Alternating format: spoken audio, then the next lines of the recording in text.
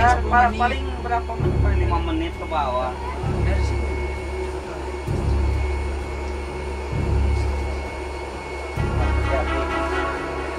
Ya, pegang. Ayo sarung tangan aja nih, Mon.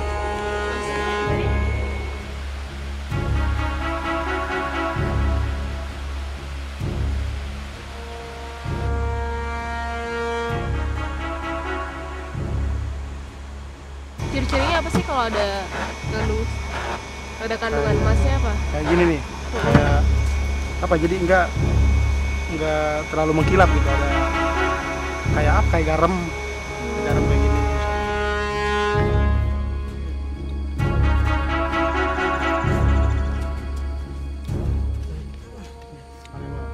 Allah itu mempunyai kekuasaan untuk memulihkan alam itu. Itu juga tergantung dari bagaimana manusianya itu ingin memulihkan juga alam itu sendiri.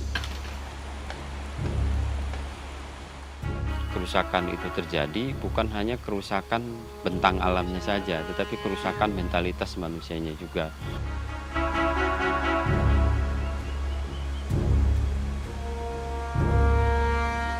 Ketika ngelihat dari kearifan lokal yang ada di sini, itu tidak terjadi sebetulnya, dan itu tidak ada. Nah, semenjak ada tambang itulah makanya terjadi kerusakan alam dan juga kerusakan sosialnya juga itu terjadi dan sangat terlihat sekali gitu. Baingkana mangkalamun aya almadi naon fil madi naon almadi fil madi. Memang kalau kita lihat itulah bagian pondok pesantren yang mempunyai tugas itu. Karena apa? Karena selama ini yang paling dekat sama masyarakat adalah pesantren. Saya mengembalikan konsep awal kearifan lokal orang tua dulu. Kami bersama-sama dengan masyarakat itu sebetulnya lebih membuka ruang belajarnya. Ruang belajar membuka ruang kesadaran bersama untuk terus bisa dilakukan dalam proses pemulihan. Mabduan eta anu dimimitian. Mabduan eta anu dimimitian. Kita ijaidatin kalwanta jaidah.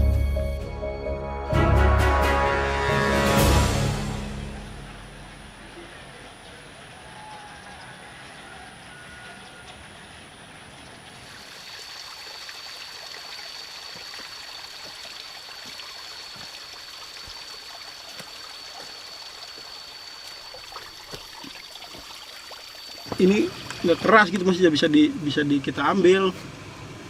Nah, yang biasanya ada yang keras, apa ya contohnya mana ya?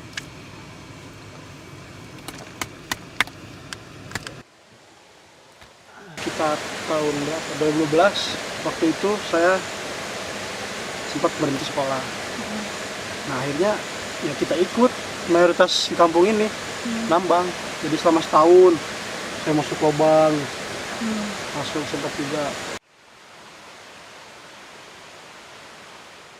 Ya waktu itu sih bisa dapat uang gitu, bisa bebas digunain buat apa aja gitu. Main lah, buat beli baju, buat apa aja. Ya yang bersifat senang-senang aja. Tapi ya sering kali juga kita nggak dapat uang. Pegang gini, hati-hati. Memang kalau usaha di nambang gini kan gak nentu. Kadang uratnya ada. Kadang ada uratnya tapi emasnya nggak ada gitu.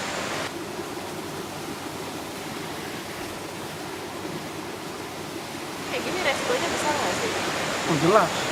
Dari mana resiko besarnya? Ya banyak meninggal, banyak orang yang sakit, udah banyak kasus-kasus di sini. Tapi memang tidak diekspos, tidak diberitakan. Ada yang kena runtuhan, ada yang kena memang sesak napas. Atau enggak masuk lubang misalkan sakit dulu gimana, sakit panjang gitu ya, sama meninggal.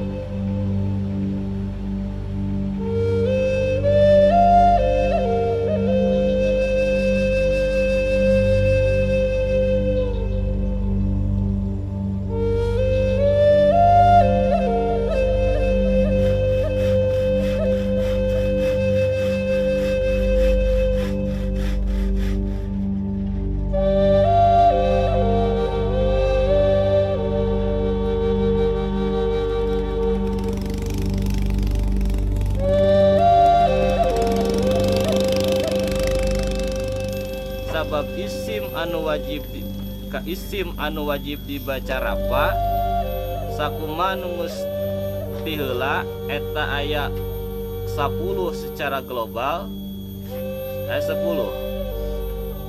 Urang takrifan heula naon ngaran maf'ul. Urang definisian heula naon ngaran maf'ul allati lam yusamma fa'iluhu teh. Sebenarnya bukan kawan-kawan mengajak pesantren kerja seperti ini, akan tetapi saya seorang pembawa pesantren di sini mengajak mereka agar supaya bisa membangun lingkungan dan kesadaran masyarakat yang ada di sekitar ini. Karena apa? Karena kalau mungkin dari keterbatasan ilmu pengetahuan saya di bidang lingkungan, maka saya sadar harus membutuhkan orang lain yang ahlinya gitu.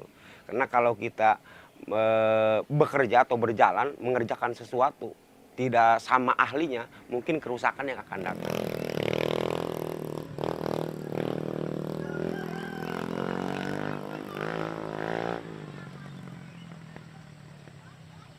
Maka dengan berangkat dan kami di pesantren sadar itu, berarti kita di kampung kalau kondisi lingkungannya seperti ini, yang satu kondisinya ada di daerah atau tempat yang rawan longsor, terus banyak erosi yang tidak terduga, terus di samping itu bukan hanya itu, kondisi masyarakat juga.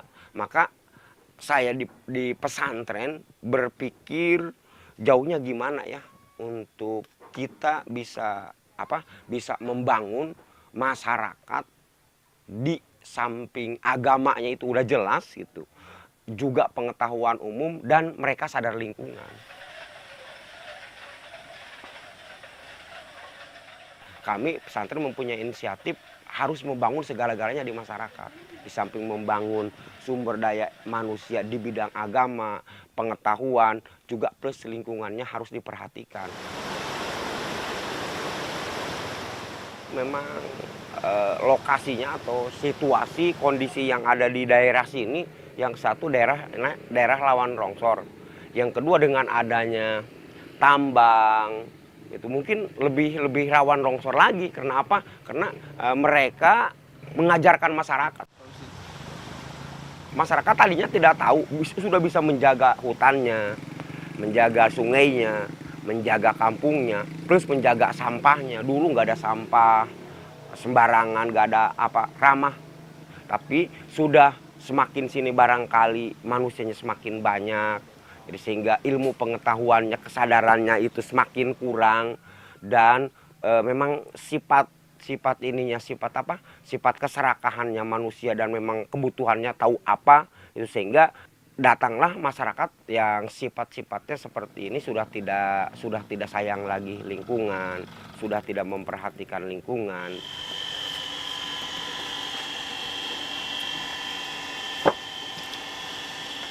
Makanya pesantren mempunyai kewajiban sebagai penyadar warga masyarakat yang ada di lingkungan yang dalam hal ini orang luar mengajarkan untuk merusak lingkungan di daerah sini.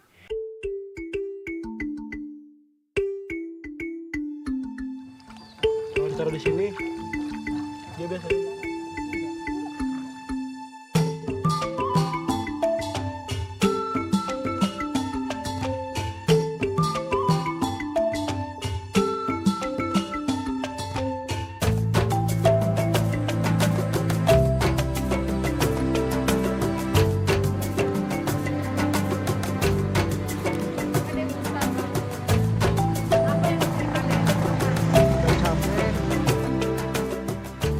Nama agroekologis ini sebetulnya agro itu ini berhubungan lebih lekatnya itu terhadap tanah atau pertanian.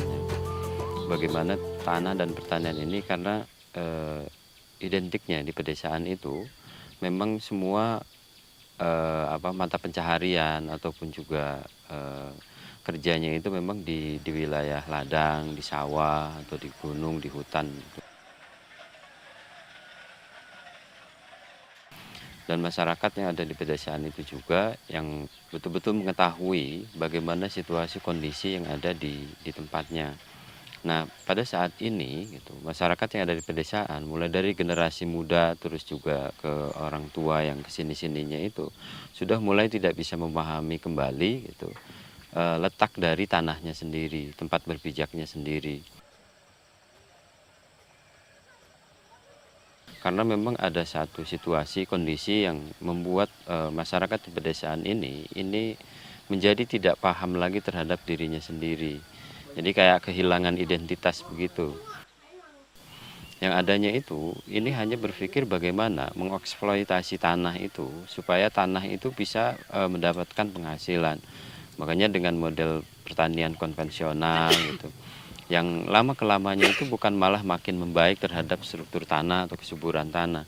Dan yang akhirnya itu juga dirasakan sama masyarakat itu sendiri juga gitu. Ngomongin tata guna lahan, ngomongin tata ruang hidup, itu sudah ada konsep yang sangat jelas sekali ya. Bahwa konsep secara lokal itu, ini ngomongin tentang ada satu cerita Sunda yang disebut dengan Sanggabuana ya. Sanggabuana itu kan ini penyangga bumi. Penyangga bumi ini terletak berhubungan dengan ekologis ya. Berhubungan dengan ekologis itu berhubungan dengan ekologi manusianya, berhubungan dengan ekologi hutannya gitu. Nah, ketika kerusakan hutan juga, kerusakan tanah itu juga yang lain gitu. Ketika masyarakat terlepas dari haknya atas tanah atau terlepas dari memahami bagaimana ekologinya itu bisa dijaga, itu juga ini berpengaruh juga terhadap kebijakan pemerintah atau kebijakan pengurus negara ini yang mengeluarkan dan memudahkan orang itu untuk bisa mengeksploitasi sumber daya alam yang ada di pedesaan. Nah, makanya yang awal kita sama-sama itu bagaimana nanti itu ibu-ibu terus petani padi hitam ini bisa bersama-sama nanti itu menjadi satu proses bagian dari proses belajar dan keluar dari persoalan ekonomi keluarga. Nah terus juga yang yang lingkungan kemarin itu yang pernah direncanakan itu bagaimana menjaga hutan, bagaimana menjaga dan juga terus sekarang berarti yang nambang sudah mulai ini ya, sudah mulai berkurang atau sudah tidak ada? Wah, mereka ini udah mulai kapok sebenarnya. Kapoknya setiap mereka bergerak rugi, Nah sebenarnya ini adalah peluang bagus. Dengan mereka kapok, kita sambut dengan sistem pertanian gitu kan. Jadi kita pindahkan dari emas kuning ke emas hijau. Nah, cuman ini yang nyambutnya ini yang belum bagaimana caranya supaya mereka itu terarahnya ke sana. Nah, kalau di sini cukup aman. Pesantren ini memposisikan bagaimana melihat persoalan itu bersama-sama dengan masyarakat. Jadi masyarakat itu bukan sebagai objek, tetapi objek dan juga sebagai subjeknya juga gitu. Yang menjadi fasilitatornya langsung gitu dan menjadi memahami persoalannya itu langsung juga karena yang sudah dirasakan selama hidupnya di tempat di sini gitu. Iya itu mereka yang lebih tahu. Ketika cuaca sudah tidak menentu memang itu jadi persoalan bagi pertumbuhan tanaman. Gitu. Nah tinggal nanti itu seperti yang sudah awal itu, pertama pembuatan komposnya itu harus seperti apa. Terus juga bagaimana mentreatment tanahnya itu harus diaduk dulu, terus juga drainase atau pembuangan ini juga harus lebih dalam supaya air itu tidak mengendap di tanaman ini. Jadi sebetulnya kemarin itu kan kita sudah kalau pergeseran bagaimana perubahan ekologisnya, perubahan perilaku manusianya gitu. Dan perubahan dari bertani ke menambang juga itu yang lebih tahu itu memang di sini. Wa putiha sareng dipatahkeun. Wa putiha sareng dipatahkeun ma naon huruf ma. Tapi alhamdulillah dengan adanya pesantren kami bersama-sama dengan masyarakat gitu yang hanya sekarang itu sudah mulai berkurang. Dari bahasa Al-Qur'an ini menjelaskan wala tufsidu jeung ulah ngaruksak. Aya pertanyaan jeung aya jawaban. Ulah ngaruksak naon cenah?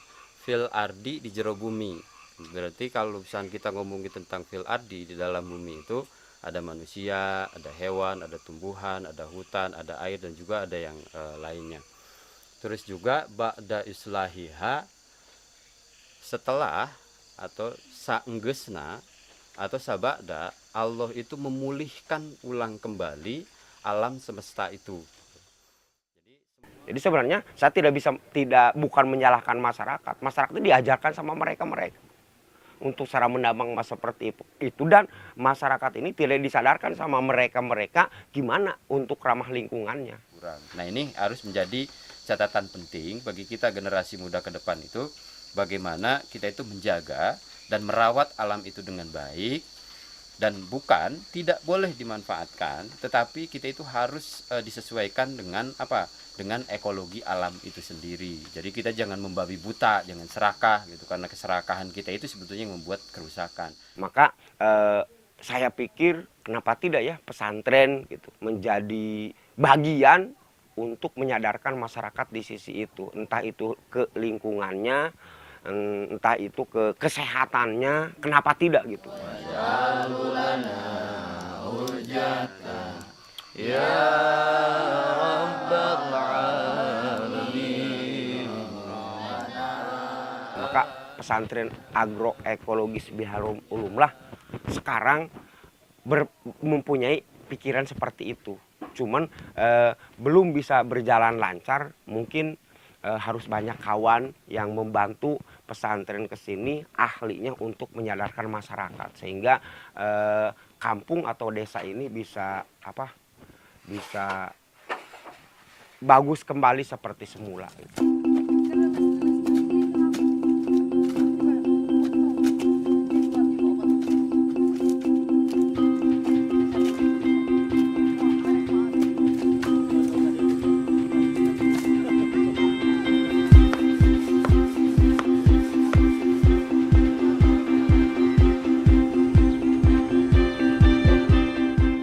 Ini kan tata ruang ya, tata ruang yang sebetulnya secara konseptual ini sudah dipikirkan sama nenek moyang yang ada di Halimun di sini, masyarakat di Halimun di sini, yang ada istilahnya itu leuweung kayuan, gunung kayuan. Gunung kayuan ini, gunung itu harus ditanami kayu, jadi tidak boleh ditanami yang lain.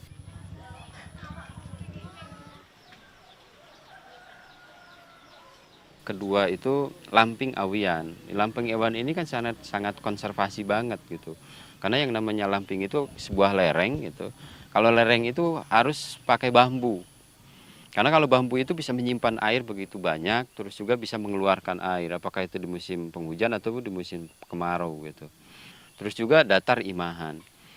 Nah, datar imahan ini jadi wilayah datar yang tidak kritis, yang itu untuk rumah, untuk permukiman warga gitu.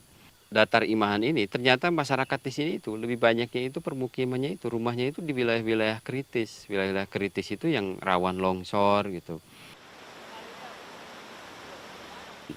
Terus juga ada legok balongan. Legok itu yang biasanya ada kemiringan juga, tapi berbentuknya kayak semacam kayak empang gitu. Jadi balongan itu, legok ini buat empang. Biasanya itu teraliri air gitu.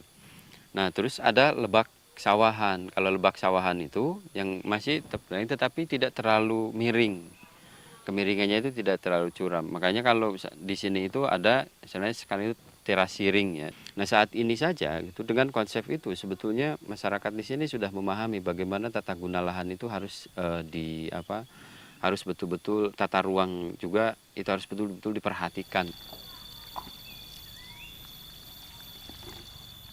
Dari kearifan lokal itu, yang itu sudah dibantahkan gitu.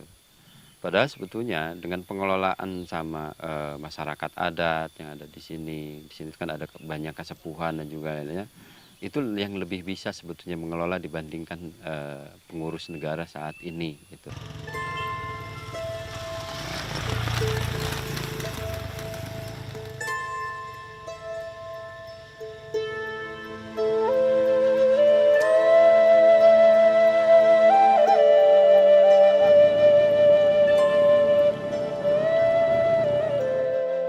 Tetapi kalau dari hasil kita ngobrol-ngobrol dengan masyarakat yang ada di sini itu, dulu itu tidak begitu situasi tanah itu.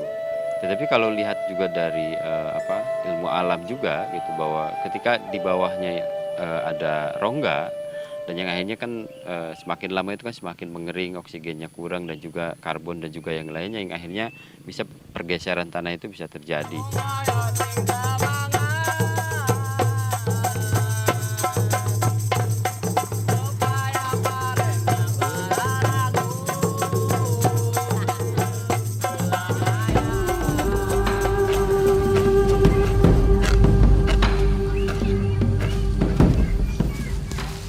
Kita dengan generasi yang mudanya itu lebih mengajarkan ilmu kembali, bukan mengajarkan ilmu pergi.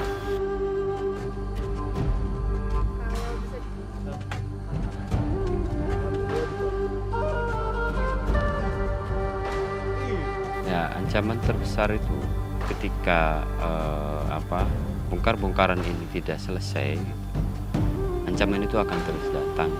Dan yang paling pentingnya itu yang akan merasakan itu bukan orang luar, tetapi orang yang ada di wilayah tersebut.